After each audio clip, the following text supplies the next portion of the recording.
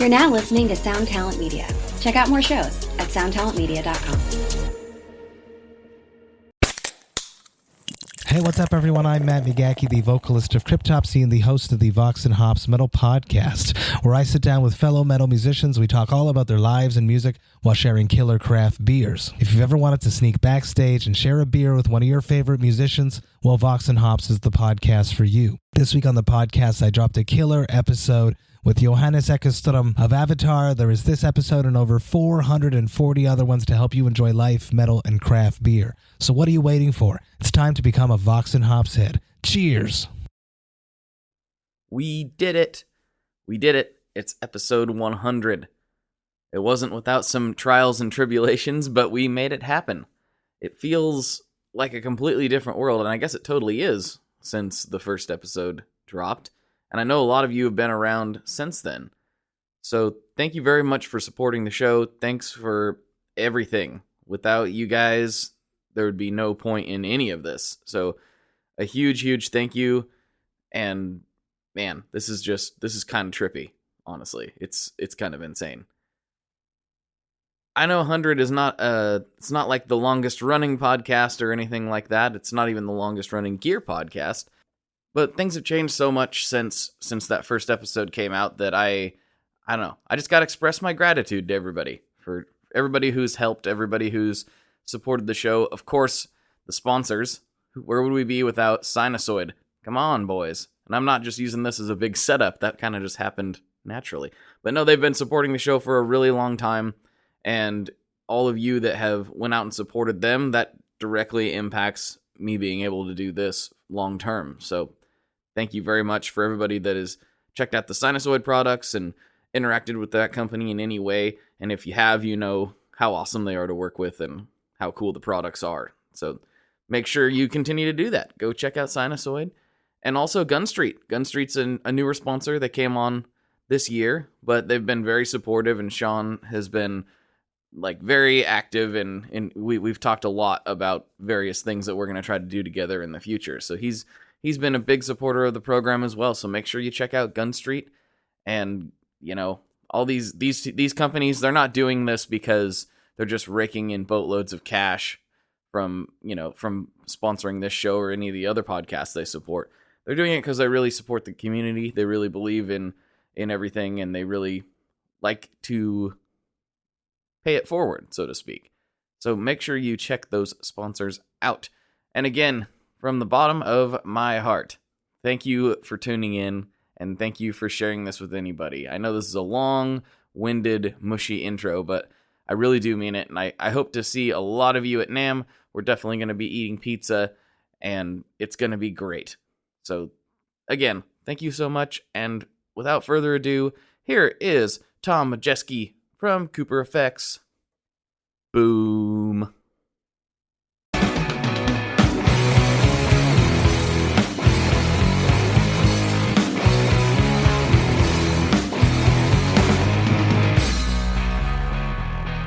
Hello, everyone. Welcome back to another episode of the ToneMob.com podcast, the show about guitar tone and the people behind it.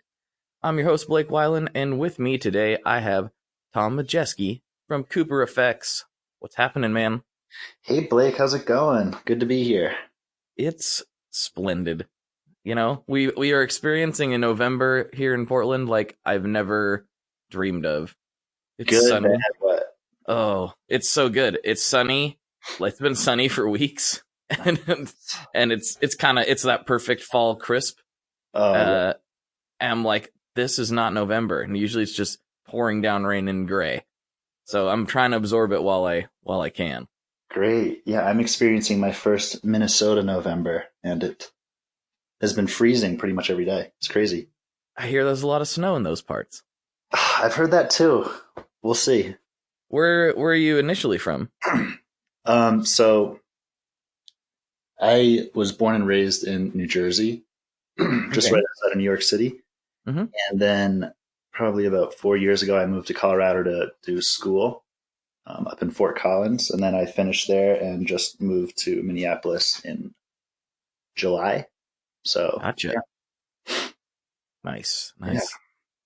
Well, let's dig into that a little more. Yeah, sure. Classic question. What's your musical backstory? How did it lead to building pedals? And I mean, you're doing some really unique and interesting things in the business, and I think a lot of people have taken note of it in a relatively short time frame.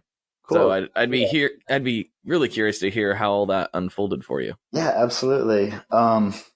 Well, I think like a lot of kids in the suburbs, I was kind of pushed into piano lessons. And at the time, I hated it, but I don't know. Looking back on it, it was a really great experience, and I'm really glad I did it because it did kind of make me interested in music in a way that I wasn't interested before. So then, you know, all the music I did listen to when I was a kid was like rock and roll based. And so everyone played guitar in those bands. So I thought that would be a cool instrument to try. So I quit piano and moved to guitar. And then I don't know. I never really became much of a musician. I've never played a show. Like I've never done anything seriously with a band or anything. I've just kind of messed around with friends in their basements in the past. But other than that, I really don't consider myself a musician. And I think that's actually been a huge strength for me because as a touring musician, you focus on these things that are really practical, like, oh, I need to cut through the mix a little more, or, oh, I need this to sound a little brighter, or something like that. And all my stuff, it kind of ignores that and kind of just does things that makes your sound drastically different. So I think long story short is I wouldn't really call myself a musician and I don't really have a musical backstory. And I think that's part of, why my things sound different. That makes sense. But you do play a guitar though. So I have a hard time not saying anybody's a musician if they play an instrument. I can't remember the last time I played like a full song or the last time I sat down to learn a song. Basically, when I play guitar now, it's usually just running a note through a circuit, trying to get it to do what I want. Now you're starting to scare me because I similarly can't remember the last time I tried to learn a song. And I'm usually just running, well, it's usually a lot of notes, but I'm usually just running a lot of things through different pedals trying to create soundscapes. I honestly can't remember the last time I tried to learn a song either. But I've always considered myself a musician, though. I don't know. Maybe I'm harsh on myself, but yeah, I don't know. I just don't really have that musical inclination. I'm not creative in the way that a musician is creative. So what's been so cool about this project is, getting my pedals out to people and then hearing what they do and the things that these what I call real musicians are doing with my stuff. And it's just so cool. That's interesting. So why pedals? I don't know. They're just kind of like a cool way to make your sound drastically different. And, I first started getting into them. I was only buying these cheap multi-effects and they were like mind blowing to me. It's like, oh my God, you can change the pitch of your guitar. And I don't know, just little things like that just really excited me. And there was always kind of this curiosity, like, ooh, I wonder if I can make pedals, or I wonder if I can make this sound that I've always been curious about making. And I think it was just kind of a logical progression to try to make my own, Yeah. What was the first circuit that you messed with? The first thing I ever tried to build was this fuzz factory. Well, actually, that's not true. So I was really into that band Muse when I was like 14, 15. And so the lead guitarist has one of those chaos pads in his guitar.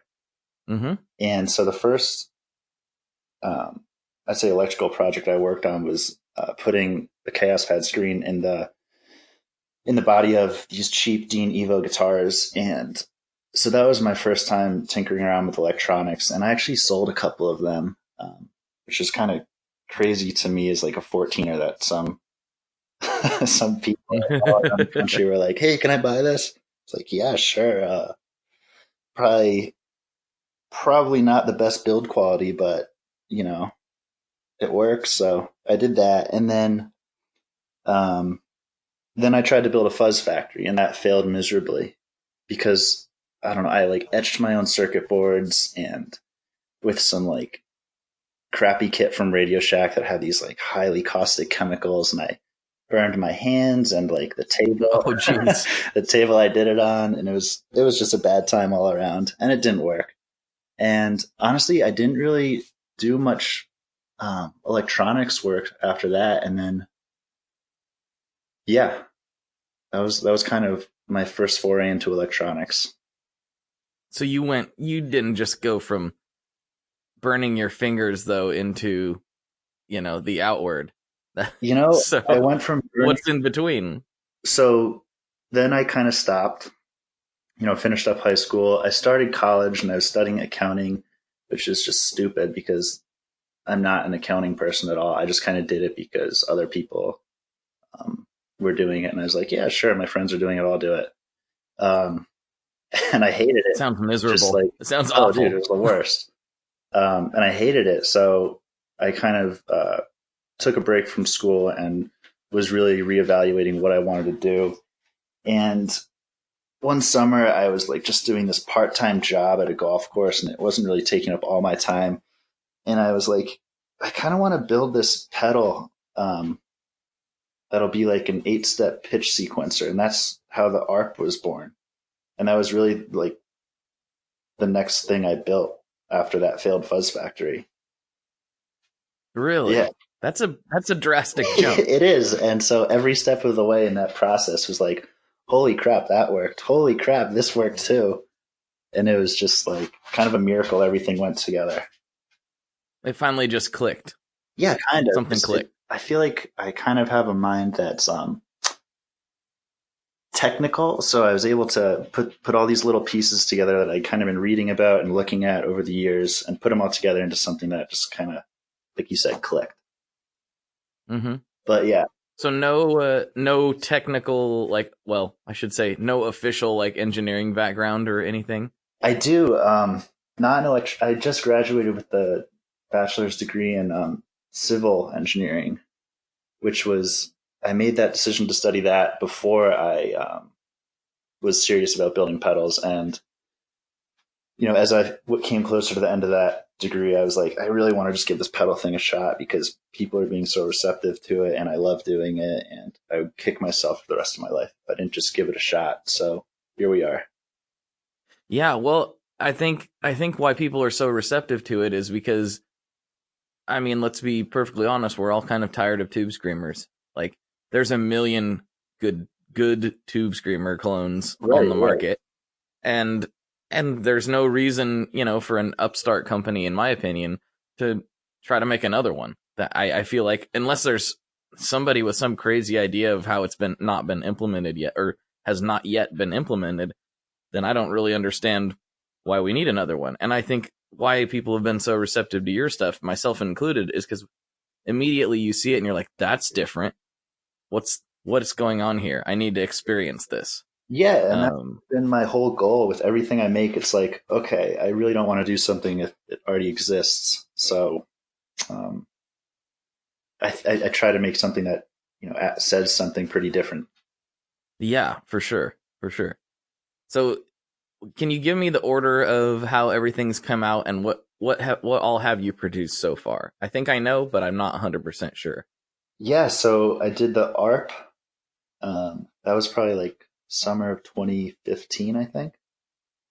And I didn't make many of those just because I just made like a minimum order on circuit boards, and I just built those up and sold them.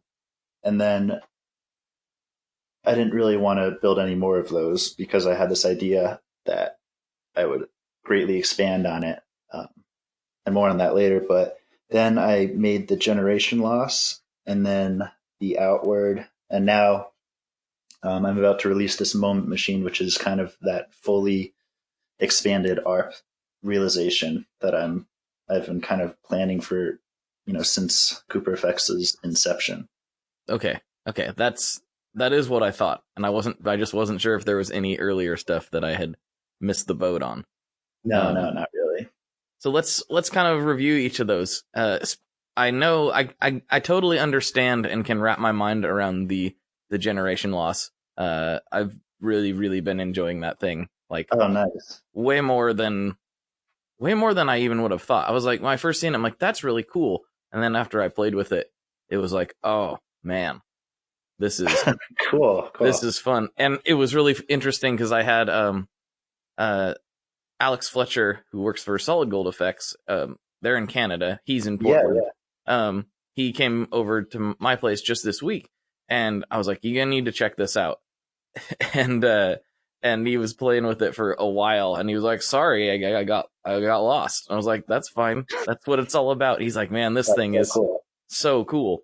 So I mean, everybody that's played it is like, "This is so unique." So what inspired that sound? Oh yeah, there's actually like this very specific sound that inspired that. This album called Era Extraña or Era Extrana. I don't know.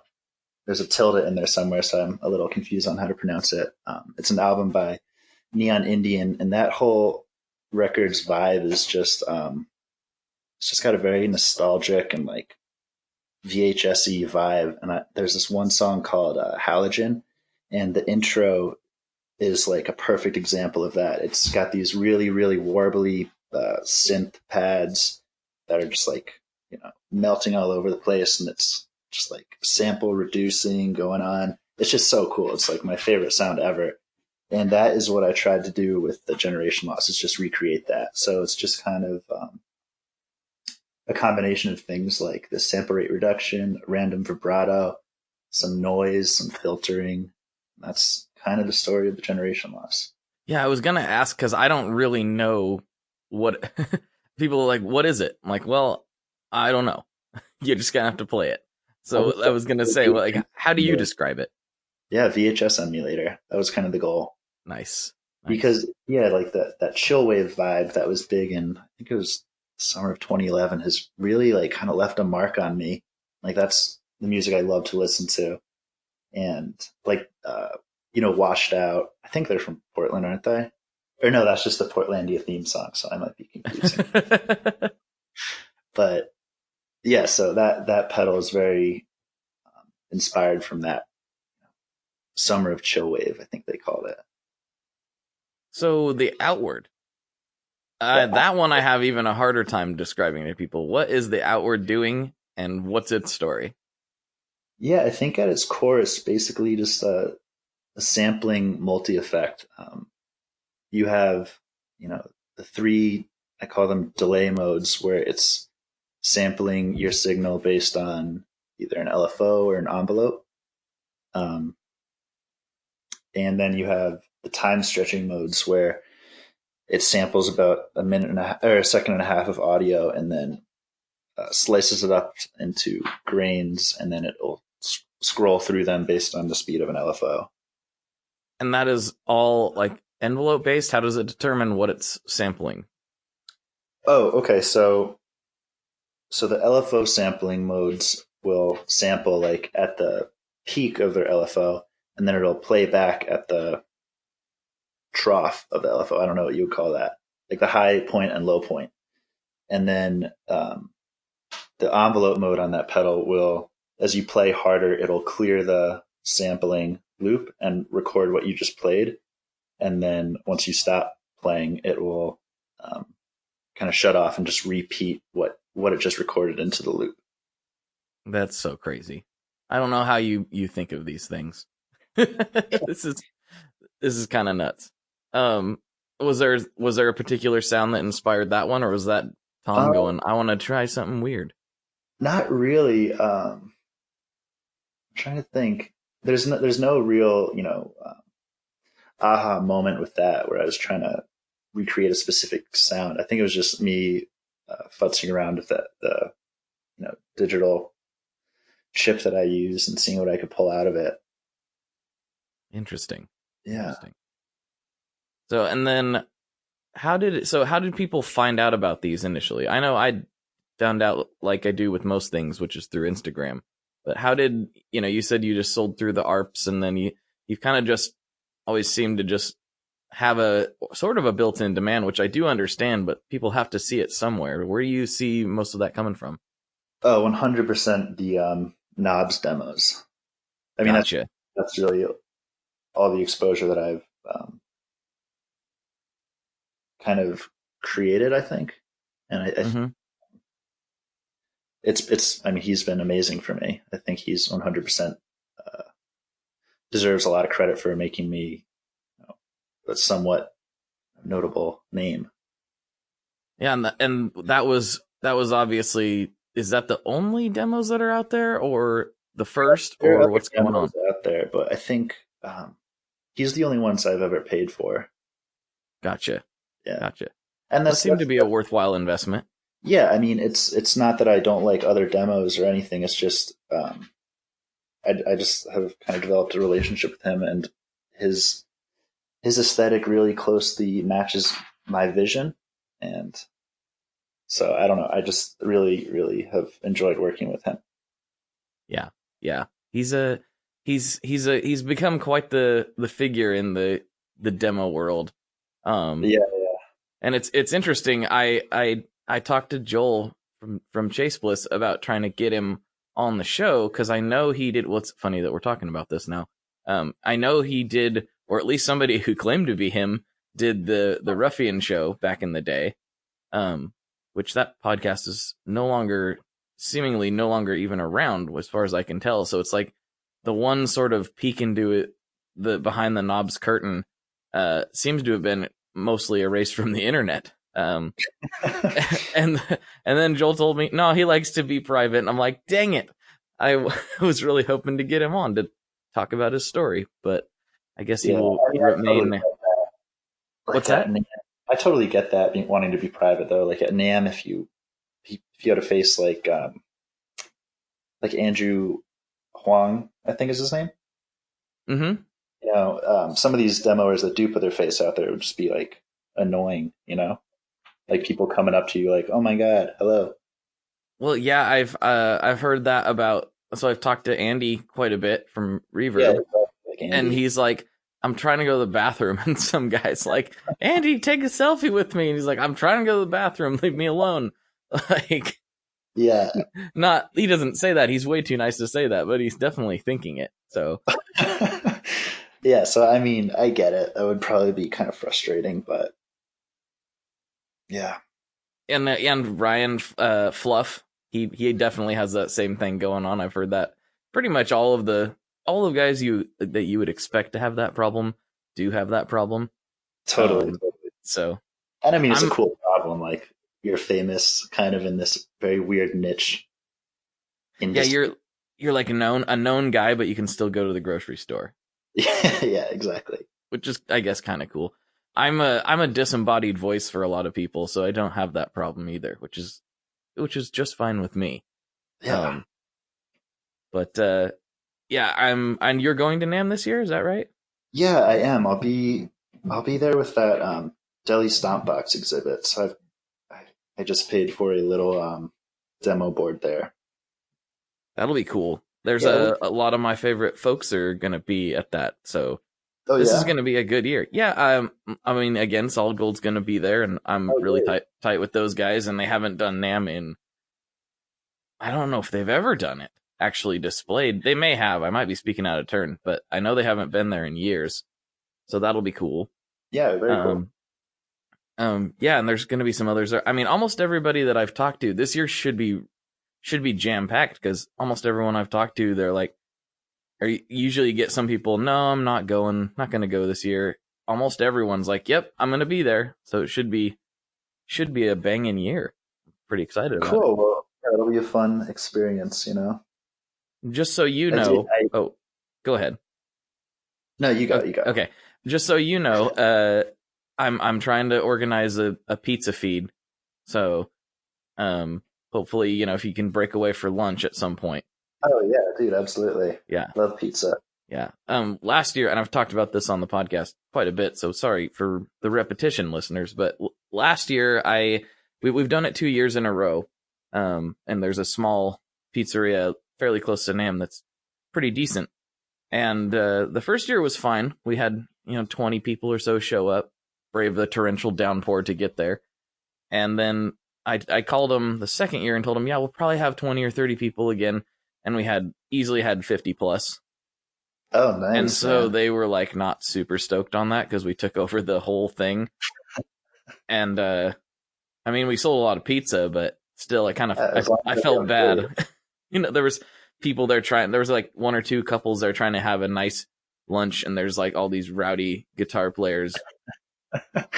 Does California have good pizza? I know there are good pizza spots in California. Anaheim is a little bit, I don't know. I have mixed feelings on Anaheim in general, and I have not had excellent pizza there. That place was pretty good for Anaheim in a pinch, though, I will say. So, right. Beggars can't be choosers in a pizza desert, I suppose. That's right. It's pretty decent. Okay. It's definitely not what I would consider the best pizza, but it's nice. Well, yeah, I'll definitely have to grab a slice. Sounds like a plan. I think as for the listeners too, because I haven't said this yet. Right now, as long as the weather holds up, we're planning on having it outside, and I'm gonna try to have that restaurant just deliver us a big stack of boxes. So that's what I'm shooting for, so we don't have to completely take over their restaurant again. It's very thoughtful of you. I don't think they would let us come back, honestly. I didn't even ask. I was like, "They're." You think your face is on the "Do Not Serve" wall? Well, they came out and they were like, "This is a lot more than you said," and I was like, "I know, I'm so sorry. I didn't think this many people were going to show up." And then, as a double whammy, right behind us, they had a girls' soccer league. So like we had the whole restaurant, and they kind of politely, they were totally cool. They politely were like, "Okay, you guys kind of need to go." And then they had this entire girls' soccer league right behind us. So that kitchen was working hard that day. Busy. Really hard. Big day. But anyway, have you been to NAMM before? Yeah, I have, in a very different capacity. My dad, he is the publisher at this magazine called Music Trades. And when I was probably like 16 or 17, I went with him to help him cover some of the show. What was that like? So I don't know. It was cool. NAMM is crazy. I just remember coming back and being like very, very sick, and just my feet hurt. But it was a cool experience. It was kind of before the whole pedal thing took off, so there weren't that many pedal people there, if I remember correctly. I met like Mike Matthews, but he's kind of been a staple in the industry forever. So, yeah, it was a cool experience, though. It was fun. Brian Wampler taught me a valuable lesson, which is at NAMM, you use liberal amounts of hand sanitizer. Oh, I think I'll be very liberal with my hand sanitizer use. Yes, I'm not. Not at all. I never use it otherwise. I'm the guy. I'm like, I'll drop something on the ground. I'm like, is there anything stuck to it? Nope, it's still good. Like we're eating that. No, I'm totally not a germaphobe at all. But at NAMM, that's a totally different ball game. I got very sick the first year I went, and I brought it home and got my whole family sick. And I was like, oh no. And almost everyone I knew got sick. So I was like, except Brian. Brian's like, hand sanitizer, you noobs. Well, he's cracked the code then. Yeah, I think someone gave me a good tip. It was just to like chug emergency. That could probably help. Yeah. I haven't done that. I generally have a multivitamin or something, but that's not really outside of my norm. But the hand sanitizer, like every 30 minutes or so, I'm like, time for another squirt. Blink, and just.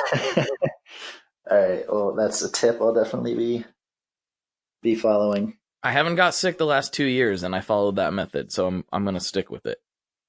What sort of capacity do you go in? Do you just go and explore the area, or do you have a booth? No, I don't have a booth.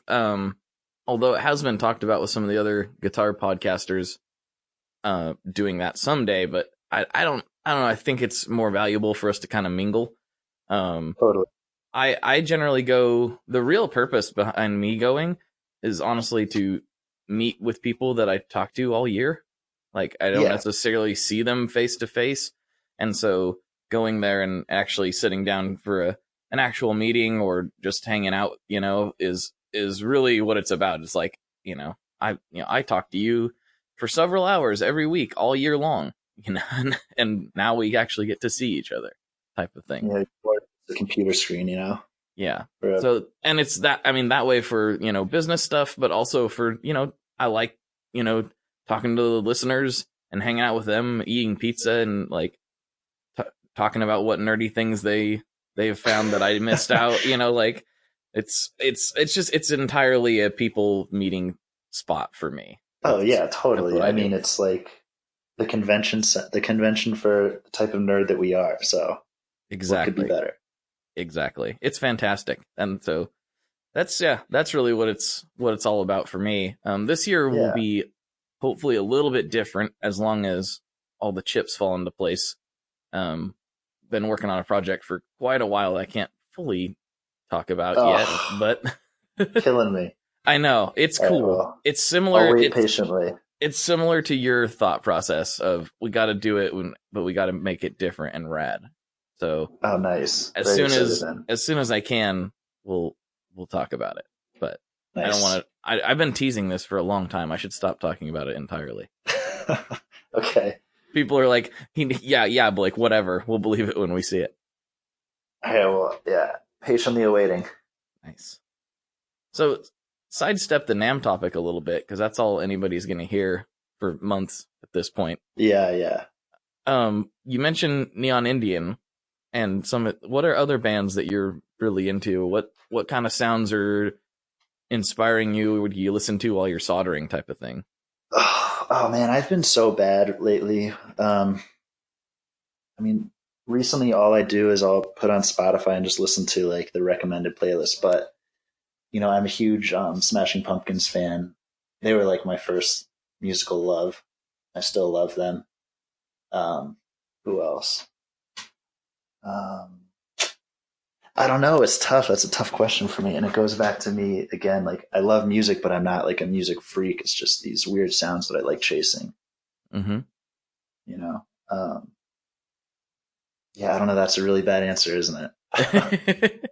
Hey, it's not a bad answer if it's the truth. I mean, it just is what it is, right? Yeah. It's the truth. It's boring, but there it is. Who pops up on your recommended then? Okay. Yeah. Well, I've been listening to this band Floor a lot lately. Mm-hmm. They're good. I don't know, a lot of like synth pop. Penguin Prison's a cool artist that I like. I don't know. Yeah. All right, that works. Yeah. Anyways. Yeah. So again, I think it's these weird sounds that excite me, not so much compositional stuff, music, which I do love. Everyone loves music. That's part of being human. But usually when I listen to stuff, it's usually just trying to make a weird sound, Mm-hmm. Yeah, I know what you're saying. There you go. So in that vein, then let's talk about the Moment Machine. Yeah, sure. Let's talk about it. Let's talk about it. Should be ready real soon. I'm getting some comments based on some demos that are being made, and there have been some minor tweaks that I've really been focusing on that kind of set things back quite a bit, but I'm happy that someone caught them before they got shipped out. So yeah, really close to wrapping that up. I'm really excited about it because it's the first pedal that I've been developing this for over a year now, I think a year and a half now. And so it's the first pedal that I've really, really poured my whole self into. It was a huge learning process, and I'm so happy I did it because I learned so much, and I'm just so excited to get it out there, and I hope people like it. So can you kind of tell people what it does? Yeah. So like I said earlier, it's kind of an expansion on that first pedal I made, the ARP. At its base, it's this 16-step pitch sequencer, and you've got 2 pitches per step, so you can make a 2-note chord, just out of the two pitches that you set. But it's got a ton of other features. It's got like presets. It's got MIDI clock. It's got external clock inputs. It's just got a lot of per step functionality, so you can really customize each step of the sequence. I don't know, it's just very deep, and there are some foot switches that you can assign to different parameters. And I think that's essentially it, I was surprised. I got to play with that prototype for a little bit. Thank you for that, by the way. I was surprised. I looked at it and I was kind of like intimidated. I was like, oh boy, this is a lot to take in. But I was surprised at how easy it was to navigate around and actually understand what it was doing based on that screen readout. Yeah. Okay, that's so good to hear, because like I'll make these things and I just kind of assume people will be like, oh yeah, this is how it works. Totally get it. But I think that's a pretty big assumption for me to make. And yeah, so it's really good to hear that the user interface isn't too bad. It wasn't. It was a lot. It was a lot more user friendly than some other things that kind of have some. I guess there's not really a whole lot out there doing exactly what that's doing, but from a depth perspective, I suppose I've played a lot of deep pedals, and generally they're a little bit more or a little bit less intuitive than that was. In my opinion, it was like I could scroll through the menus really easily, and then I understood what it was reading out. And I'm a dum-dum, so if I can kind of figure it out, then that makes it, I guess that's a good sign. Yeah, I think the key is, or the screen is key. I think there are 300 and some odd parameters in the pedal, so if you didn't have that screen, then it's like, I don't know how else it would be possible to be as deep as it is. So yeah, you wouldn't be able to. Yeah. It just wouldn't. But that's a really cool thing. I'm excited to see that come out too, man. fully. Me too. It's been a long time coming, and I think people are sick of seeing these pictures of like a partially completed unit on Instagram. So I'm so excited to get it out there. But what they're not tired of seeing is pictures of Cooper. Oh, me neither. No one gets tired. He's such a good boy. He is a good boy. He's sitting right here. He was just chewing on a knob that he found on the ground. I had to pull it out of his mouth. But yeah, let's talk about Cooper. Boy. Sure. What do you want to know? I want to know, how old is Cooper? Cooper is going to be 5 in 2 weeks, which is crazy. I can't believe I've had him for 5 years. That is crazy. It is crazy. I didn't think he was that old. I know. Makes me sad. What kind of dog is he? He's a golden retriever. Okay, I thought so. Yeah. But I don't want to assume, because there could be other things sprinkled in there with these dogs. You never know. Totally, yeah. He's a golden. I don't know. Golden retrievers have always been that dog that I'll look at and I'll just like, I just feel it, They're just, you just look at them and you just kind of fall in love with them. I don't know. I feel like a golden retriever is the epitome of like the dog that I don't know if that's because I grew up watching Homeward Bound or what the deal is. Yes.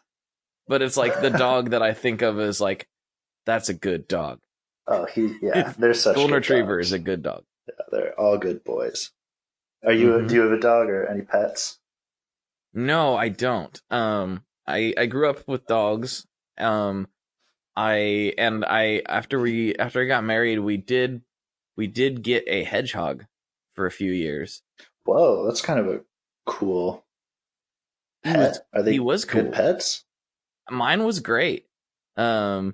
He liked to run on his wheel. He liked to crawl around on me and watch Clint Eastwood movies. Cool. He was cool. And they're really cute.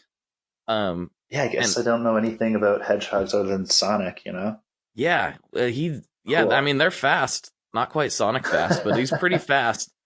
But yeah, it was a cool pet. But I found something out repeatedly about myself, not to make this a downer thing, but like every time I have a pet that I get really attached to, obviously, for the most part, we outlive them. And yeah. and so the dog that I had when I lived at home, I loved that dog. And when it had to get put down, I was super, super sad. And then when my hedgehog had to get put down, I was super sad. Man. And I was like, you know what? I'm going to experience enough of this in my life with, with people. I don't think I need any more of this in my life than necessary. Yeah, I don't plan on getting another animal unless my son just like begs and begs and begs when he gets older. I probably won't be getting any more pets. Yeah. It's really like, on paper, such a stupid decision to get a pet. Like, on paper, you get nothing out of them, and they take, and then they leave you. But I mean, there's just so many intangibles that they give you, and they're just, I can't imagine life without them. I totally get it. Like, yeah, and I guess that's, yeah. I'm just not. I don't want any more of that heartbreak. I totally get that like, too. Too much for me. Plus, I'm a big softie. I don't even care. When I was a teenager and then younger, I was like, no, I'm a man. I'm tough. I don't have, what are emotions? I don't have those. And now I'm like, whatever. I cry at Pixar movies. I don't care. Totally. There's no shame in my game.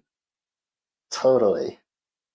I'm lucky though, because Cooper's going to live forever. It's crazy. It is crazy. The one dog. This is the dog. Coop is a superhuman dog. Or super dog. Not superhuman, because he's not a human. But you know what I mean. It's a superhero exactly dog. What you mean. Yeah. He's a good boy. Were you just like scrambling for a name, or were you just like, I love Cooper so much, I'm going to name my company after him? God, I can't even remember.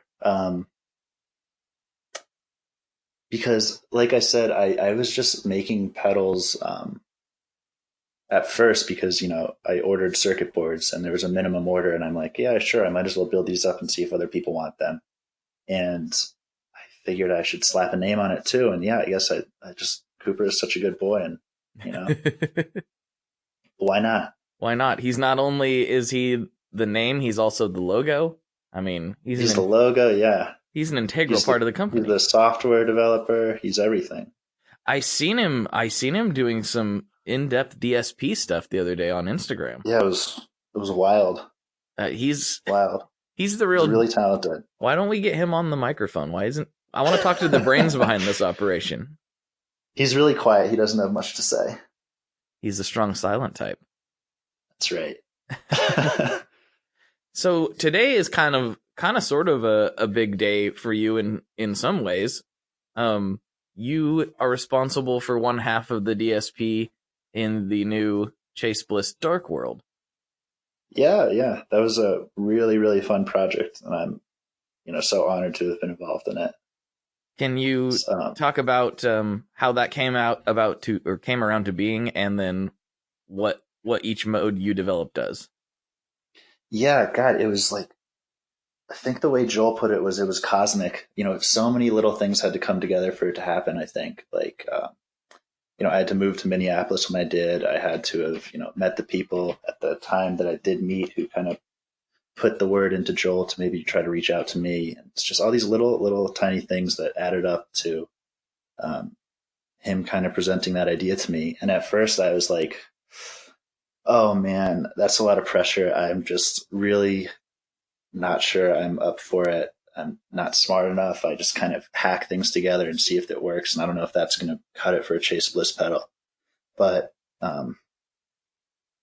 the more I thought about it, it was like, God, that was really stupid of me to say. And I said, Joel, I'd be crazy not to give it a shot. And if you like it, let's roll with it. So that's kind of how it happened. And so, yeah, I developed the mod, and the black and the shim programs. Mm-hmm. And so the mod, I think, can be best described as like the reverb version of the generation loss. And then the other two are kind of lifted, or kind of have ideas lifted from the outward. but are, very distinctly their own thing, I think. Yeah, I would say I wouldn't have known they were inspired by the Outward, having played all of these things at this point. Yeah, I mean, slightly in the fact that it's like, in the Outward you have those three, like I said before, they're the delay modes, and they kind of sample and play based on an LFO, and that's what the Shimmer is doing. So the Shimmer is, recording. There are two reverb paths. One of them is recording your audio, and one of them is playing it back. And an LFO switches the roles of those two reverb paths. So that idea is just kind of an evolution of the Outward. And then the envelope controlled reverb is, there's an envelope controlled delay on the Outward. So it's just okay. a reverb flavor of the Outward, I think, a little bit. But Gotcha. like I said, very much still its own thing. Sonically, it's definitely its own thing. It's yeah. I know a lot of the attention has been given to the mod mode, which I think they're all great. But the first thing I was attracted to is actually using the plate mode and the shim mode in parallel. Oh yeah. That was the first thing I was immediately like, "Oh, this is so tasty." Like I could get some really lush, really unique sounds out of using those two together, and kind of like really cranking the pre-delay up on the wow, my brain's failing. The plate mode. yeah. Like wow, I can't think or speak. Everything's going dark. I don't know what's happening. Yeah, and then feeding that over to the I mean I did it in series too, which actually produced a really interesting effect. If I ran the plate into the shim and cranked the pre-delay up, I could get the shimmer to appear like much later than you would think. Yeah. I think that's one of the coolest features about the Keeley stuff. I think the Keeley stuff is just like, I personally would never go out to a store and buy like a spring plate, hall reverb. But I think what the Keeley reverb does so well is those things. Like it nails those sounds. I think the spring reverb is so freaking cool. I just love making it like do that, drippy sound. I really surprised myself with how much I love these Keeley verbs. I think they did a really good job with them. Oh my god, yeah. I don't know. I'm always attracted to plate reverbs in just about everything. Yeah. I love the plate verb in the like the Dr. Scientist reverberator. The plate mode 2 in that is one of my favorite reverb sounds. Okay. And then this Keeley plate, I was like, oh man, this is one of my new favorite plates, and therefore one of my favorite modes. Yeah, that's my favorite mode on the pedal for sure. I love that plate mode. Oh, it's so delicious. It really is. And then used in conjunction with other things. The black mode was really surprising to me in how I was able to control it. There again, like I'm gonna be putting that demo out as soon as I can, but it was so shocking what I was able to do with it. So I was playing some softer stuff and kind of building up the sound in the black mode and letting it kind of keep coming back to where it was starting to build up and starting to build up and starting to build up. And then I'd play a little bit more aggressively and it would cut that. I was like, yeah. oh, okay. And so it cut out, it like built up and then shut off. And then I started building it back up with a little bit different sounds. And then I kicked on a drive pedal and it completely shut off. And then I had this, driven reverb sound come in. And I was like, this is such a cool sequence that I was able to do that I would have never, ever been able to do with anything else. And I was really excited by that sound. So that is what we'll be using for the intro. Oh, but I nice. I don't show any of it though. So there's a bunch of other imagery going on. So if anybody's curious what's happening when they hear it, that's what's happening. There you go. Yeah, I mean, again, I think what really makes that pedal special is just, Joel's hardware is just, you get a feeling when you hold a Chase Bliss pedal that's just really kind of unique to Chase Bliss, they're just there's just something about them that makes them special. You feel like you've really got something. Yeah. It's a thing, and it's, there's so much crammed in there that they're really hefty. Yeah. And so it feels like, you pick up a pedal of a similar size or in the same case, and then it's not as heavy. That's because there's not as much stuff in it. But, we always kind of think heavier things are higher quality, even if that's not necessarily true, but it's just what you think. But, there is something special about his designs in that format, I think. I mean, it clearly is, because everybody goes crazy about it. Yeah, so I think that really kind of ties the Keeley stuff and my stuff together really well. And it was, I don't know, that was just a really fun project to work on. Very fun. When you heard about it, were you surprised that Joel was going full digital? Kind of. It's funny. I don't think I told this to Joel, but I was always like, and I'm sure a lot of other pedal builders said this as well, the day Joel goes digital is the day, like, we have to close up shop. Because he's just like the master at everything that he's done so far. But so I went over to his shop to meet him and his team, and he pulls out the circuit board that has two FE1s, and I'm like, oh crap. And so yeah, I was really shocked that he had gone digital. I mean, I knew it was inevitable, but yeah, it's just a cool way to find out, I think.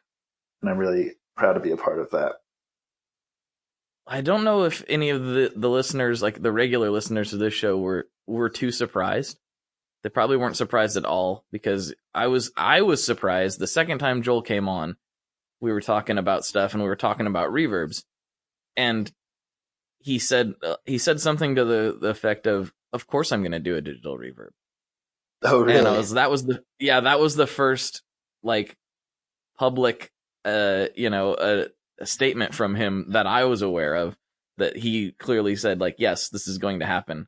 And this was probably, I don't know, 3 or 4 months before I knew about the Dark World. Oh, wow.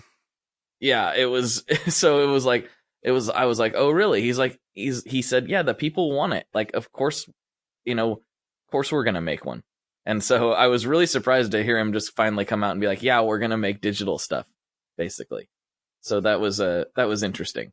Yeah, I mean, I guess he pushed the envelope with Thermae. People before that were saying there's only so much you can do with analog. I'm sure there's more, but it's just, digital just provides like a whole another palette of sounds that you can mess with, and a whole new world of techniques you can play around with and do some very weird things. Of course, you can create things that are impossible to create in the analog realm. Yeah, absolutely. Now I just had another brain moment. I forgot Thermae, the first time Joel came on, he teased, he didn't say anything about what it is, so it wasn't officially a tease, but that was the day that he had came up with the concept of Thermae. He was like, I came up with this idea today, and I can't really talk about it. And so for like the next year and a half, yeah, exactly. The next year and a half, every time he would release a pedal, I was like, message him or comment, is this the idea that you had? What? And he'd be like, no, this isn't it. And so he didn't tell you what it was, but he just teased you hardcore right there, huh? He did. So I was for like, I think it was like the next 2 or 3 releases before Thermae came out, I was asking him every time he would drop something, like, is this it? No, that's not it. Is this it? No, that's not it. Oh man, I want the. And finally, when Thermae came out, I put in I think I put in all caps on an Instagram comment, Joel, is this the one? And he's replied, yes, this is it. There you go. So, yeah, I've been very tangentially early involved, not involved, that's the wrong word, but clued in, I guess, on both of the, I don't know, probably the most anticipated ones. Cool. I'm definitely not involved, but well, maybe you were the inspiration for Thermae. No, it was before we were talking. No, I'm kidding. I mean, I like showers, not baths. So oh, totally. So it can't be me. Well, yeah, I mean, are you a shower guy too? I shower occasionally, you know, Just when you have to.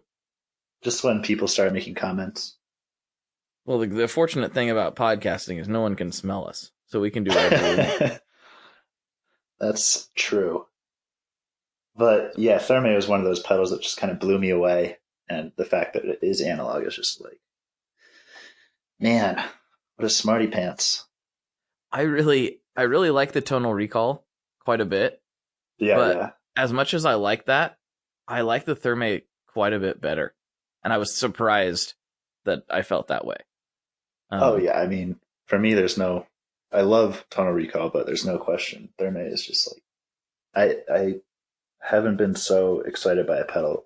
I got it pretty recently, and yeah, the second I plugged it in, it was like, wow, this is so cool. And actually, it was when I started doing the Dark World stuff. So I have a favorite combination is running like the black mode into the Therme and then doing parallel with like, you know, the plate or the spring. And that's just that sound. Just I would be playing it, and then it would be, you know, an hour later, and I was like, oh crap, I should really get to work. I should really do something else. Yeah. But anyways, so that sounds. just I don't know. really That cool almost sounds pieces of like gear. that almost sounds like you're a musician, Tom. Just saying. If you heard what I was playing, you might reconsider that. I very much doubt it's any worse than anything that I do every single night. Just out here, just making bleep bloop blar sounds with my guitars. That's what I do. Yeah, How I zone out. It's fun. Sure is fun. It's fun for me. It's not fun for anyone that stumbles into this mess. My wife is very glad that I'm out of the house doing it. She's very, very happy about that. Yeah, I feel like from the outside looking in, it's a very strange hobby. Or very strange. It is a strange hobby. It's a strange hobby and interest from the inside looking in. Yeah, that's true. It's weird, and I'm totally okay with it, but it is weird. I accept that. A little bit, yeah. I accept it. We're closing in on the hour mark here, and I have not asked you the most important question that everybody, you know, a lot of people struggle with this one. So, you know, you can be as guarded or as open about it as you want, but because it's a bit personal. All right, let's hear it. What kind of pizza do you like? That's a good question. Well, I think I have a pretty easy answer. I think it's veggie pizza, vegetable pizza. Veggie pizza? Because like, I don't feel like a total animal if I eat a whole pie of veggie pizza because you've got a couple servings of vegetables on there. Well, you know? I mean, if you get a good combination pizza, you've got all of your basic food groups on there. That's true. It's the way I try to look at it. Yeah, I'm trying to look at it that way. I think for me, veggie, I think just because I don't feel like a total monster after eating a whole pie. But is that actually your favorite, though? Like, other, you know, feeling like a monster aside. Well, like actually in your mouth while you're chewing. Well, if I'm not going to eat a whole pie, then, which is unlikely. I don't know if that happens. I knew I liked you. I just like, you know, like a New York slice of pepperoni, or sometimes I'll like a chicken bacon ranch or a chicken parm pizza. I would go with, or Sicilian pizza. I mean, you can't go wrong. You can't go wrong. I'm still waiting for the day, and I don't know who it would be, and I don't know if I would even be able to release the episode if it happened. But I'm waiting for the day for somebody to be like, you know, not really a fan. You know, I don't really like it. I don't know if that person exists, but he has to, right? He or she has to exist. I'm pretty sure there's a quote from The Office that says, everyone likes pizza. Michael Scott says, everyone likes pizza, and I'm pretty sure that's the most accurate statement in the world. Yeah, I would agree, but there Rich there are people, poor people. there are monsters among us, though, Tom. I've yet to meet one. There's gotta be somebody out there that's like, man, I really don't like pizza. I don't know. I don't think that person exists for real. I'm kind of making that up, but it's kind of like really hope not. or somebody who doesn't like tacos. You know anybody that doesn't like tacos? Well, I mean, you can get a bad taco. Well, I guess you can get bad pizza. You know, I used to not like tacos for a long time because my mom. Hey, this is a hot take. Hold on. My mom, who's a great cook, usually she would cook these tacos with like this gross taco seasoning, and I thought I didn't like tacos, but then I had real tacos, and it was like, oh, I like tacos. I like legit, like, street tacos are my favorite thing, like one of my favorite things of all time. But I will say, I think it's a nostalgia thing. Sometimes I want those 90s white people tacos. You know, yeah, you know what I'm talking and about. like they're not really good, but they kind of are. No, they're if it not, makes any yeah. sense. They're not. I know what you mean. I personally don't like those at all, but I can understand the it's the same feeling attachment. I have. Like I wish I could still eat Dunkaroos sometimes, even though they're not really that good. Oh my god, are those still around anymore? No. You know what I got really excited about seeing recently was Count Chocula. Did Count Chocula go away?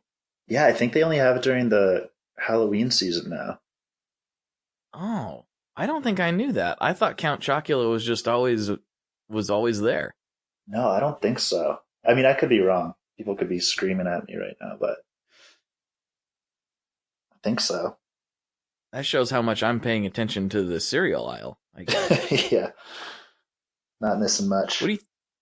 What do you think about like the Malto-Meal bagged brands versus having a box brand? Oh, I'm totally not a cereal guy. I can't remember the last time I had cereal. It's just Count Chocula is like the one, you know. I'm not a cereal guy either, but I do have a slight opinion on that. I like the Malto-Meal brand. What are they? What's their? I've only ever had their Lucky Charm. It's like kangaroo. The Marshmallow Mateys. Marshmallow Mateys. Yes. I don't know. That was the example I was gonna give. That was superior because they put more marshmallows in the bag. Oh, but that's the good thing about Lucky Charms is like you gotta pick through the gross cereal stuff to get to the gold. It's like you earn your marshmallows. You don't just get them. Oh, I see. These kids and their participation trophy marshmallows. It's unbelievable. You know? Unbelievable. Did you do the thing that most every kid did, where you eat all the gross ones just to get them out of the way, and then you just have a bowl of marshmallows, and you just savor those bites? I can't remember, but I'd be shocked if I showed that sort of self-restraint. You just powered through. Yeah. Give me all that. Give me that sugar. Yeah. I need that sugar to get through my day. Totally.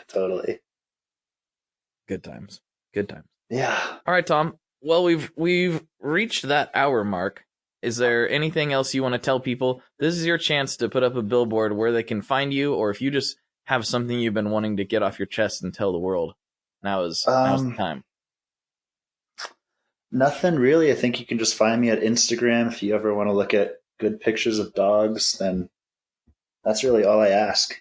I don't care if you buy my pedals. Just tell me you like my dog. Well, okay. I like your dog. Deal. Yeah, that's it. All right, cool. Sounds good. Well, all right, Blake. Well, it's been a blast. Thank you very much. I'm glad we finally got to do this. Yeah, me too. All right. For Tom, this is Blake. And as always, folks, good luck and good tones.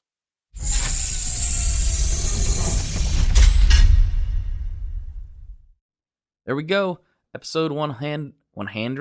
I don't know what that is. Episode 100 officially in the can. Can't hardly believe it. It's so trippy. I can't even hardly think about it. But we've done it. We've done it together, and here we are. Huge thanks to Tom for taking the time to come on.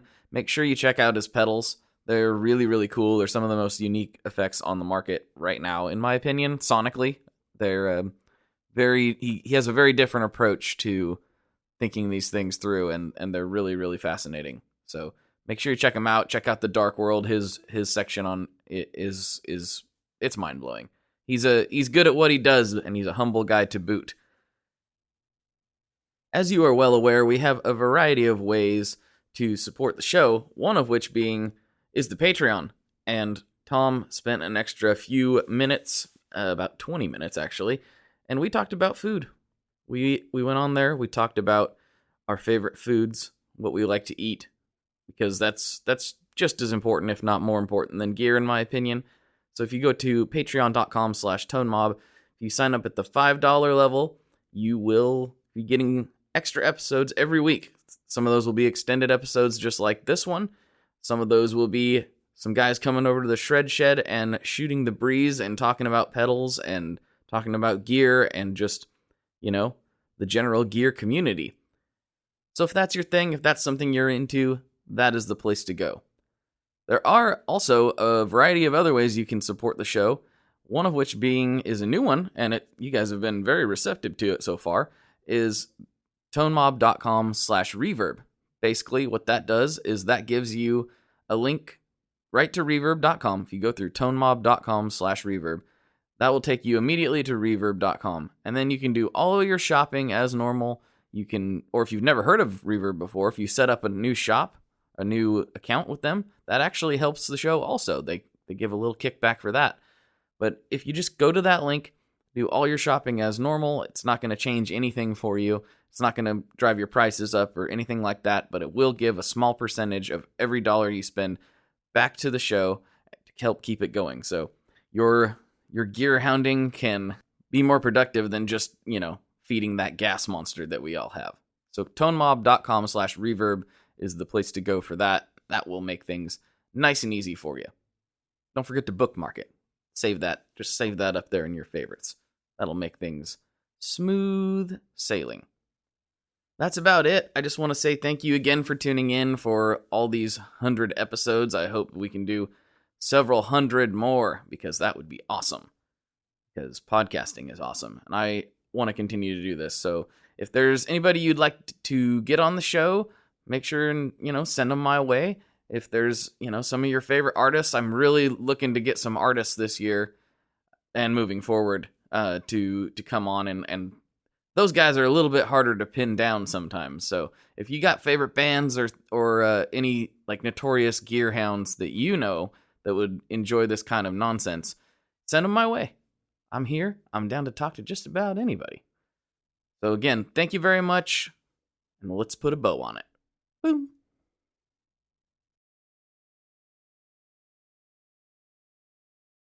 One last thing before we totally sign off here, I just want to remind you that if you do any shopping at Stringjoy, that's Stringjoy guitar strings made in Nashville, that will help me out as well. As I've said for years, I'm heavily involved in that company, and I really do think they're making the best products on the market. So if you would like to try custom strings, go to tonemob.com/stringjoy and check them out today. I seriously love what the team down there is doing. I help them out with all kinds of things, and by you supporting them, you are also supporting me as well. And hey, you need some strings, so why not get some custom strings just for your guitar and playing style? Again, the link for that is tonemob.com/stringjoy, and that will take you right to their website, and you can do all your shopping through there, and that will help everyone involved out. So thank you very much. Talk to you next time. We are brought to you by the wonderful folks at Gun Street Wiring Shop. Yes, Gun Street Wiring Shop. I've talked about them before. I used to say based out of Bend, Oregon, but guess what? Sean moved to my neck of the woods. Sean's in Portland. Sean is awesome and has helped me with a bunch of stuff lately. And if you have wiring needs for your guitar, he can help you too. If you want to get weird with it, he can get weird. If you just need to spruce things up a little bit, there's your guy. He takes all the guesswork out of doing your guitar wiring, and he makes it simple, and his customer service is top-notch, and I can't say enough good things about Gun Street as a company. I really respect Sean and what he's all about, and the product is top-notch. I've got 3 different guitars that now have Gun Street harnesses in them, and I could not be happier. So go to gunstreetwiringshop.com and check them out.